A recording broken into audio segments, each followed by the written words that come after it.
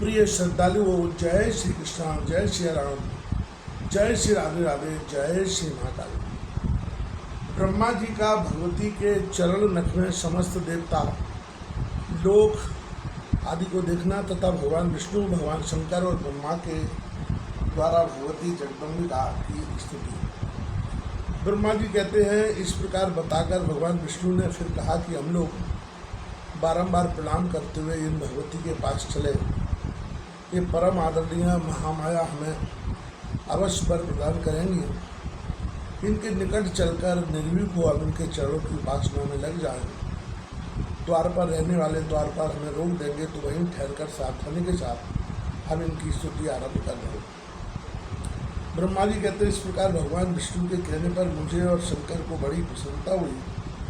भगवती के पास जाना हम लोगों ने शर्त स्वीकार कर लिया। हाँ, चलना चाहिए, यूँ श्री हरि से कहकर हम सभी अर्थात मैं, विष्णु और शंकर तीनों द्वार के पास जाकर विमान से नीचे उतरे। जब देवी ने हम सभी को द्वार पर देखा तब मैं मुस्कुराकर हंसने लगी और तुरंत हम तीनों को स्त्री बना दिया। हम उत्तम आभूषणों से अलंकृत रूप वाली युवती बन गए। अब हमारे आश्चर्य का बाहर न रहा। फिर हम उस देवी के सन्निकट चले गए। हम स्त्री रूप में थे। मनोहर रूप वाली वे देवी यहाँ हमें अपने चरणों के पास देखकर प्रेमपूर्ण दृष्टि से निहारने लगी। हम भगवती को प्रणाम करके सामने बैठ गए और एक दूसरे को देखने लगे। हमारा रूप स्त्री का बन गया था। शरीर पर सुंदर आभूषण थे। हमें वहीं एक पात्र दिखाई पड़ा। वह अनेकों मणियों से सुसज्जित था। करोड़ों सूर्यों के समान उससे आभा निकल रही थी। मैं, विष्णु और शंकर तीनों वहीं रुक गए। वहाँ देवी की हजारों सहेलियाँ विराजमान थीं। किन्हीं के शरीर पर लाल वस्त्र, किन्हीं के शरीर पर नीला वस्त्र तथा किन्हीं के शरीर पर पीला वस्त्र था। सभी देवियों की आकृति कल्याणमयी थी। उन्होंने विचित्र वस्त्र और आभूषण धारण कर रखे थे। भगवती भुवनेश्वरी के पास रहकर वे उनकी सेवा कर रही थीं। अन्य बहुत सी स्त्रियाँ नाच और गाकर उनकी उपासना में तत्पर थीं। आनंद में निमग्न होकर वीणा आदि वाद्यों को बजा रही थी। नारद, मैंने जो वहाँ अद्भुत दृश्य देखा वह बतलाता हूँ, तुम ध्यान देकर सुनो। भगवती भुवनेश्वरी के चरण कमल के समान कोमल थे। नख स्वच्छ दर्पण का काम दे रहे थे। भगवती के नख में ही मुझे स्थावर जगन सारा ब्रह्मांड, ब्रह्मा, विष्णु, रुद्र, वायु, अग्नि, यमराज, सूर्य, चंद्रमा, वरुण, कुबेर, त्वष्टा, इंद्र, पर्वत, समुद्र, नदियाँ, गंधर्व, अप्सराएं, विश्वावसु, चित्रकेतु, श्वेत, चित्रांगद, नारद, तुम्बुरु, हा हा हु, अश्विनी कुमार, वसुगण, सिद्ध, साध्य, पितरों का समुदाय, शेष प्रवृत्ति, संविधान, किन्नर, उरुग, राक्षस, वैकुंठ, ब्रह्मलोक तथा पर्वत श्रेष्ठ कैलाश, ये सब के सब दिखाई पड़े। वही मेरा जन्म स्थान कमल था। उसी पर वे 4 मुख वाला ब्रह्मा बैठा था। शेष साई भगवान विष्णु दिखाई पड़ रहे थे। मधु कैटव भी दृष्टिगोचर हुए। महाभाग ब्रह्मा जी कहते हैं, इस प्रकार भगवती के चरण कमल के तट में मुझे अद्भुत दृश्य दिखाई पड़ा। मैं देखकर आश्चर्य में पड़ गया। यह क्या है? ऐसी शंका उत्पन्न हो गई। विष्णु और शंकर का मन भी आश्चर्य से भर गया। तब मैं, विष्णु और रुद्र तीनों ने मान लिया कि देवी अखिल जगत की जननी है। हम उन देवी की झांकी करते रहे। इतने में पूरे 100 वर्ष का समय व्यतीत हो गया। उस सुधामय कल्याण स्वरूप द्वीप में भांति भांति की लीलाएं हो रही थी। वहाँ की देवियाँ हम लोगों से भी सखी के समान व्यवहार करती थी। उनके सर्वांग प्रेम से पुलकित थे। शरीर पर अनेक प्रकार के आभूषण सुशोभित थे। उनके अत्यंत मनोहर रूप को देखकर हम लोग भी मोहित हो गए थे। उनके सुंदर भावों को देखते हुए हम सबको अपार अर्थ हुआ। स्त्री वेश में परिणित श्री विष्णु ने समयानुसार उन भगवती भुवनेश्वरी की स्तुति आरंभ कर दी। भगवान विष्णु बोले, प्रकृति देवी को नमस्कार है, भगवती विधात्री को निरंतर नमस्कार है, जो कल्याण स्वरूपणी है, मनोरथ पूर्ण करने वाली है तथा वृद्धि एवं सिद्धि स्वरूप है। उन भगवती को बार बार नमस्कार है, जिनका सच्चिदानंदमय विग्रह है, जो संसार की उत्पत्ति स्थान है तथा जो सृष्टि स्थिति संहार अनुग्रह एवं तिरोभाव रूप 5 कृत्यों का विधान करती है। उन भगवती भुवनेश्वरी को प्रणाम है। सर्वाधिष्ठानमयी भगवती को नमस्कार है। माता में अब जान गया, यह संपूर्ण संसार तुम्हारे भीतर विराजमान है। इस जगत की सृष्टि और संहार तुम्ही से होते हैं। तुम्हारी ही व्यापक माया इस संसार को सजाती है। अब मैंने तुम्हारा पूर्ण परिचय प्राप्त कर लिया कि तुम अखिल जगतमयी हो। इसमें कोई संदेह नहीं, सारा विश्व सत्य और असत्यमय विकार स्वरूप है। तुम समय समय पर चेतन पुरुष को इसका विस्तार दिखाया करती हो। 16 एवं 7 तत्वों से तुम्हारा विग्रह संपन्न है। हमें इंद्रजाल की भांति तुम्हारा साक्षात्कार होता है। यह निश्चय है कि तुम मनोरंजन के लिए लीला कर रही हो। तुम्हारी शक्ति से वंचित होने पर कोई भी वस्तु अपने रूप में प्रतीत नहीं होती। तुम ही अखिल विश्व में व्याप्त होकर विराजमान हो। बड़ा बुद्धिमान पुरुष कहते हैं कि यदि तुम्हारी शक्ति अलग हो जाए तो जगत की व्यवस्था करने में पुरुष को सफलता मिलनी असंभव है। तुम अपने प्रभाव से संपूर्ण संसार को संतुष्ट करने में सदा संलग्न रहती हो। तुम्हारे तेज से सारा जगत उत्पन्न हुआ है। देवी, प्रलय काल के समय तुम संसार को भक्षण कर लेती हो। भगवती, तुम्हारे वैभव के चरित्र को कौन जान सकता है। माता, तुमने मधु कैटक के चंगुल से हमारी रक्षा की। मणिदीप आदि विस्तृत लोग दिखलाए। उन दीपों के आनंद भर में हमें पहुँचाया और हम करोड़ों उत्तम दृश्य देखने में सफल हुए। भवानी, यह सब तुम्हारी ही महान कृपा है। माता, ब्रह्म शंकर और ब्रह्मा भी तुम्हारे अचिंत्य प्रभाव से अपरिचित है, तब दूसरा कौन है जो उसे जान सके। तुम्हारे बनाए हुए जितने भगवान हैं, तुम्हारे इस शक्ति संपन्न नख दर्पण में हमें उनकी झांकी मिली है। देवी, हमने इस लोक में दूसरे ही ब्रह्मा, विष्णु और शंकर देखे। सब में वैसी ही असीम शक्ति थी, क्या अन्य लोगों में ये नहीं है। देवी, तुम्हारे इस फैले हुए अचिंत्य ऐश्वर्य को हम कैसे जानें। माता, चरण कमलों में मस्तक झुकाकर मैं तुमसे यही मांगता हूँ कि तुम्हारा यह रूप निरंतर मेरे हृदय में बसा रहे। मेरे मुँह से तुम्हारा नाम कीर्तन होता रहे तथा नेत्र तुम्हारे चरण कमलों की झांकी से कभी वंचित ना हो।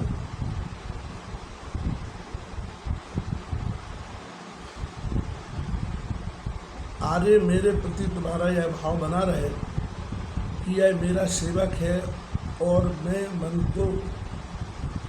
मन में सदा तुम्हारी अपनी स्वामी माना करूँ। माता पुत्र की भांति यह अव्यवचारणी धारणा हम दोनों के हृदय में सदा विद्यमान रहे। जगदम्बा, तुम जगत के संपूर्ण प्रपंच को जानती हो, क्योंकि सारे ज्ञान की अंतिम सीमा तुम्हें में समाप्त हो गई है। मैं तुमसे क्या निवेदन करूं। भवानी, जो उचित है वही करो। तुम्हारी इच्छा के अनुकूल ही कार्य होना चाहिए। ब्रह्मा सृष्टि करते हैं, विष्णु पालन करते हैं और रुद्र संहार करते हैं, पर जब तुम्हारी इच्छा से हमें शक्ति उत्पन्न होती है तभी हम इस कार्य के संपादन के अधिकारी होते हैं। गिरिराज नंदिनी, तुम सबकी माता हो। जगत का पालन करना और उसे टिकाए रखना तुम्हारा स्वाभाविक कार्य है। वरदायिनी भगवती, तुम्हारी शक्ति से संपन्न होने पर ही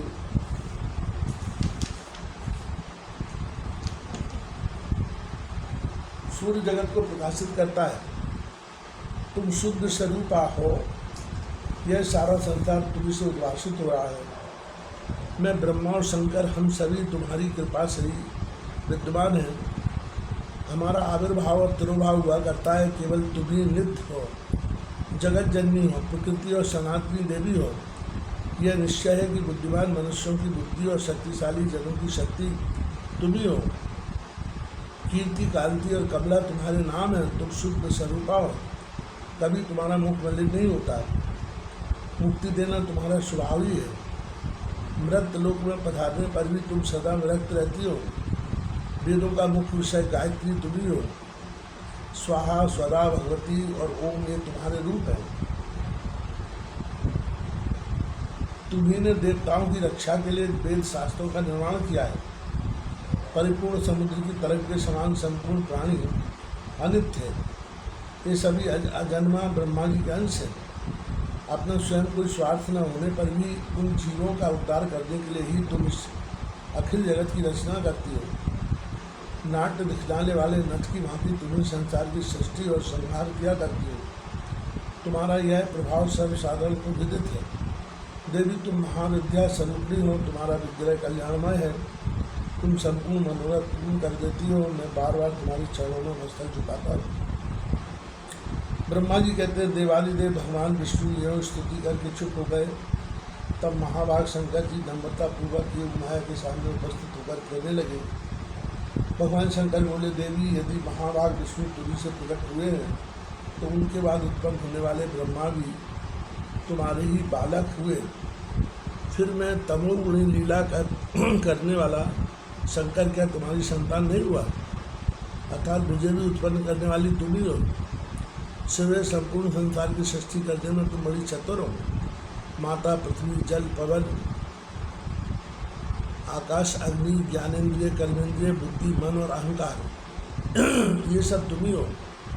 इस चराचर जगत को तुम ही बनाती हो। इसके बाद ये ब्रह्मा, विष्णु एवं शंकर तीनों सदा इसे सजाने में व्यस्त रहते हैं।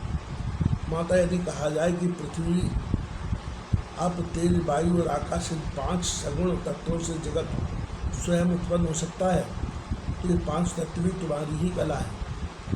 तुमसे पृथक इन तत्वों की अभिव्यक्ति कैसे हो सकती है?